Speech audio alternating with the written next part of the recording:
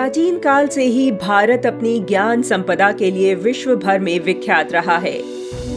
जब भी बाहरी आक्रांताओं ने भारत पर कुदृष्टि डाली, भारत की अस्मिता और रक्षा के लिए हजारों वीरों ने अपना बलिदान दिया और नारी अस्मिता के साथ साथ भारतीय संस्कृति की रक्षा की। उस कालखंड का ही प्रभाव था कि नारियों को घर से बाहर निकलने पर पाबंदी लगा दी गई, क्योंकि वह बाहर सुरक्षित नहीं थी। इसका सीधा प्रभाव उनकी शिक्षा पर भी पड़ा, क्योंकि शिक्षा प्राप्त करने के लिए तत्कालीन समय में बाहर जाकर शिक्षा प्राप्त करनी होती थी। कम आयु में विवाह, पर्दा प्रथा जैसी कुरीतियां उसी काल की उपज थी, जिसने भारतीय समाज में जड़ें जमा ली थीं। 18वीं शताब्दी में भारत में अंग्रेजों के विरुद्ध राष्ट्रवाद का उदय होना प्रारंभ हो गया था।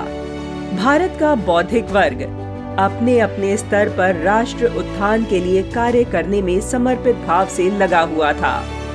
उस समय भारत में स्त्री शिक्षा की स्थिति को लेकर एक क्रांतिकारी परिवर्तन हुआ।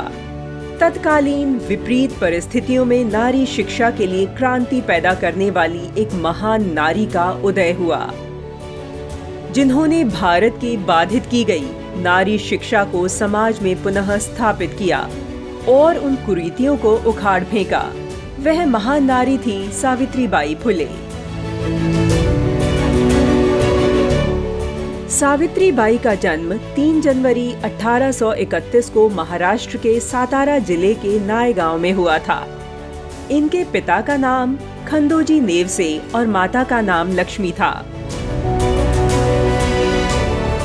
वर्ष 1840 में मात्र 9 वर्ष की अल्पायु में 13 वर्ष के ज्योतिबा के साथ सावित्रीबाई का विवाह हुआ।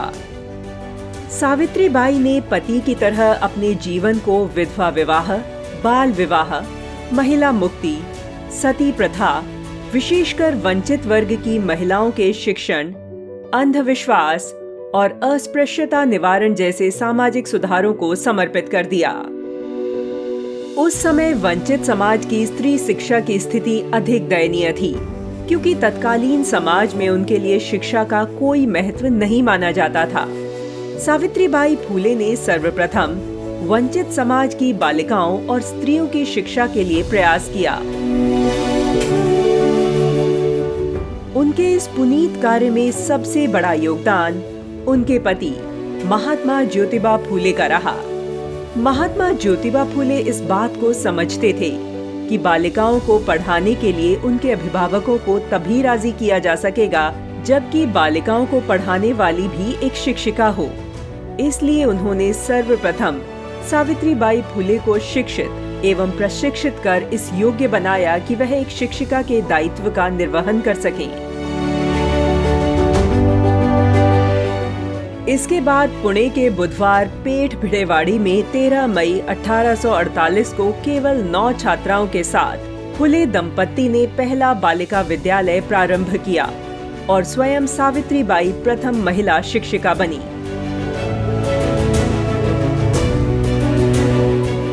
इसके साथ उन्होंने 17 नारी विद्यालय और खोले।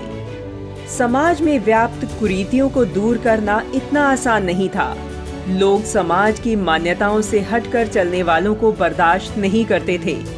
फुले दंपत्ति का भी तत्कालीन समाज में बहुत विरोध हुआ, लेकिन समाज में सदैव उदार हृदय वाले सज्जन लोग भी होते हैं। ऐसे अनेक लोग फुले दंपत्ति के समर्थन में भी थे, जिससे उन्हें इस कार्य के लिए बल मिलता। फुले दंपत्ति को धीरे धीरे समाज का सहयोग मिलने लगा और परिणाम स्वरूप 1852 आते आते पुणे महानगर की विभिन्न बस्तियों में 18 बालिका विद्यालय प्रारंभ हो गए। ये सभी निःशुल्क थे, क्योंकि बालिकाओं की शिक्षा पर व्यय करने की न अधिकांश अभिभावकों की सामर्थ्य थी, न ही मानसिकता। अतः संघर्ष समर्थन के बीच समाज के सहयोग से इन विद्यालयों का संचालन होने लगा। इन्हीं प्रयासों का फल था कि भिड़ेवाड़ी विद्यालय की छात्रा फातिमा शेख आगे चलकर मुस्लिम समाज से पहली शिक्षिका बनी। फुले दंपत्ति का कार्य केवल स्त्री शिक्षा या अस्पृश्यता निवारण तक सीमित नहीं रहा।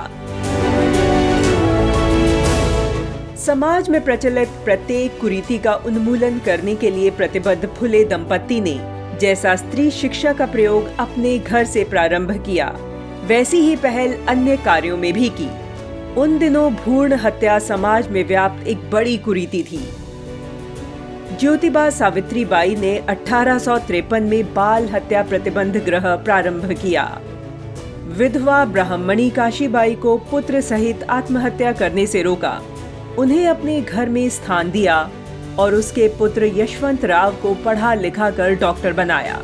उसका अंतरजातीय विवाह कराया और पुणे में उसके माध्यम से चिकित्सालय प्रारंभ किया ताकि लोग सरलता से स्वास्थ्य लाभ ले सकें। भारत का पहला महिला संगठन तथा स्वयं सहायता समूह बनाने का श्रेय भी सावित्रीबाई फुले को जाता है ताकि निराश्रित महिलाएं आर्थिक रूप से आत्मनिर्भर होकर सम्मान पूर्वक अपना जीवन व्यतीत कर सकें। उनके द्वारा गठित महिला सेवा मंडल कालांतर में देश भर में इस प्रकार के सहकारी महिला स्वयं सहायता समूहों के गठन में प्रेरणा बना।